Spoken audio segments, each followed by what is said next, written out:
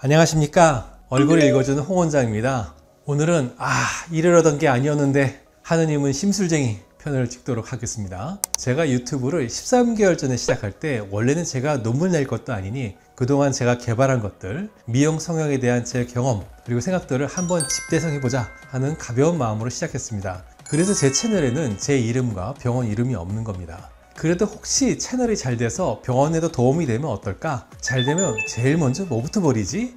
그럼 레이저 광대축 수술, 레이저 안면 비대칭 교정, 젠틀 티타늄 피코 오파장 리프팅, 수술로는 눈매 교정 재수술, 이마 내시경 수술, 가슴 수술 남기고 코수술부터 버리고 안 할 거야 하고 직원들에게 공언했습니다. 그런데 그 말을 하느님께서 들으셨나봐요. 요 나이롱 신도 맛 좀 봐라. 정반대로 응답을 주셨습니다. 그래서 2년째 코수술만 줄이줄창하고 있습니다. 제 채널 영상에 코 수술 관련 영상이 제일 많은데 편집자가 코는 조회수가 높게 나오고 딴 거는 조회수가 낮다고 자꾸 계속 만들려고 하다 보니까 이렇게 되었습니다. 자, 2015년도에 광대 비대칭으로 레이저로 이쪽 광대를 줄였습니다. 마취 크림 없이 15분 정도 걸립니다. 후관리도 필요 없습니다. 2년 뒤 다시 찾아왔는데 이제는 반대편 광대가 더 크답니다. 그래서 그래도 레이저인데 좀 더 기다려봐라, 혹시 돌아올지도 모르잖니 그랬는데 4년 뒤에 다시 오셨는데 여전히 반대편 광대가 큽니다. 안 돌아왔습니다. 그래서 이날 반대편 광대를 줄였습니다. 그리고 2023년 2월 15일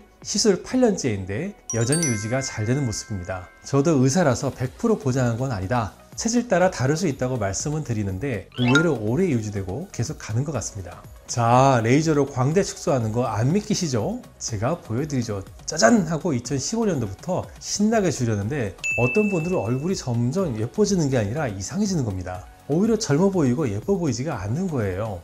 그래서 가만히 들여다보니까 얼굴이 상하로 길어 보이는 말상이 되어서 더 나이 들어 보이는 경우가 일부 있었습니다. 이런 분들이 무턱대고 광대 수술을 했으면 큰일 나는 것이죠. 그 뒤로는 광대를 무조건 줄이면 안 되겠다, 양쪽의 비대칭을 줄이는데 주력을 하게 되어서 거기서 레이저 안면 비대칭 교정 기술이 생겼습니다.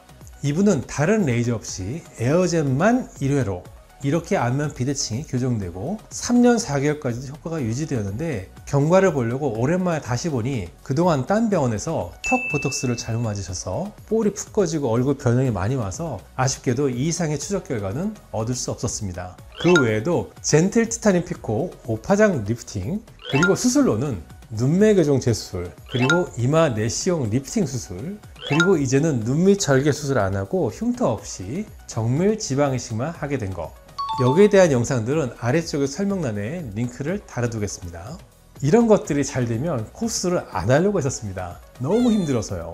일단 예전에 진료실에서 상담을 하면 믿는 게 아니라 이 의사는 뻥이 좀 심하구나, 딴 데 가봐야겠다, 이런 분이 많았고요. 예전에도 정말 멀리서 강남에 수많은 곳을 놔두고 상담을 여기까지 오는데 거기에 합당한 충분한 사상담을 하는데 사전 지식이 없으니까 힘이 많이 들었습니다. 집에 돌아가면 또 어디 이상한 데 혹해가지고 일생일대 실수를 하는 거 아니냐, 내가 아는 딴 데 소개해주겠다는 사람이 들끓습니다. 그럼 원장이 또 상담해주세요, 또 상담해주세요. 수술 전에 4번을 와서 수술 시간 3시간인데 상담으로만 3시간 넘게 진을 뺀 적도 있습니다. 또 가장 중요한 것은 마케팅이 안 됩니다. 입소문 마케팅이 되려면 딱 보면 수술한지를 알아야 됩니다. 누구나 알아보는 수술티가 나야 해요. 그리고 주변 사람들이 그 수술티 나는 게 잘된 거라고 생각할 때 입소문 마케팅이 됩니다. 수술티가 안 나서 주변 사람들이 이뻐지고 얼굴이 입체적이 되는데 뭐지? 하고 그분이 나 원래 이랬는데 몰랐어? 하고 실토를 안 하면 마케팅이 전혀 안 돼요. 친한 친구 한두 명에만 실토하면 입소문 마케팅은 안 되는 겁니다.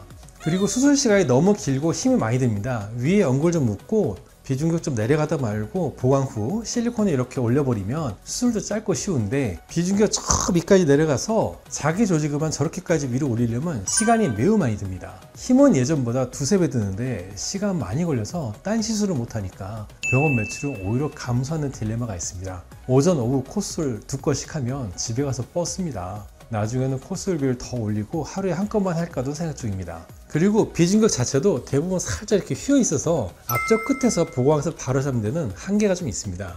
또 어떤 경우에는 비중격이 너무 약해서 결과 예측이 힘든 경우가 있어요. 특히 얼굴이 길고 화살코인 경우에 이런 경우가 많은데 원래 코를 누르면 이렇게 들어가요. 그래서 비중격 기초 보강을 제대로 해줘야 되는데 비중격 위쪽에 조금 채우고 끝내는 분도 있고 조금 내려가다 마는 분들도 있는데 그럼 이렇게 기울어져요. 많이 밑까지 내려가서 보강을 해주는 경우도 있습니다. 그런데 많이 밑까지 내려가는데 그거 전체가 약해가서 우리가 꿀렁꿀렁한 경우가 가끔 있어요. 비중격도 연골인데 연골 강도가 지나치게 약한 사람들이 있습니다. 그 밑까지 연골이 약하면 흔들거리거나 기울 수가 있어요. 그래서 저는 비중격 빼내는 수술을 안 하는 겁니다. 5층을 증축하겠다고 1층 기둥뿌리 뽑으면 무너지는 수가 생깁니다.